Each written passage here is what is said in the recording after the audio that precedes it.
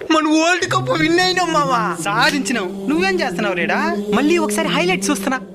మేము కూడా చూస్తా ఉండు. చూద్దురులే గాని ఇంటర్వ్యూకి వెళ్ళుండా ఏమైందే? రిజెక్ట్ చేసేనారు. మాకు జీవితంలో సక్సెస్ అవుతామని నమ్మకమే చచ్చిపోయింది. నమ్మకమే చచ్చిపోయిందా? నైట్ మన మ్యాచ్ చూసి ఏమి నేర్చుకున్నారా? భారత్ గెలుస్తుందనే నమ్మకమే లేదు.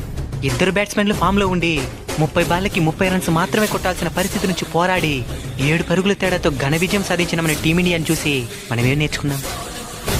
మన భారతీయుల చేతి అవమానించబడి చివరికి తన భార్య చేత కూడా తిరస్కరించబడిన ఒక వ్యక్తి దృఢంగా నిలబడి పోరాడి మన జాతీయ జెండాని ప్రపంచ దేశాల ముందు గర్వంగా ఎగరేసినాడు. ఆయన్ని చూసి మనం ఏం నేర్చుకున్నాం? కేవలం 11 మంది పోరాడి 140 కోట్ల భారతీయుల్ని గర్వపడేలా చేయగలిగితే మనం పోరాడి కనీసం మన కుటుంబాన్ని గర్వపడేలా చేయలేమా? చేయగలం. Congratulations team India. మీరాడిన ఆట మాకెన్నో జీవిత పాఠాలను నేర్పించింది. సెల్యూట్.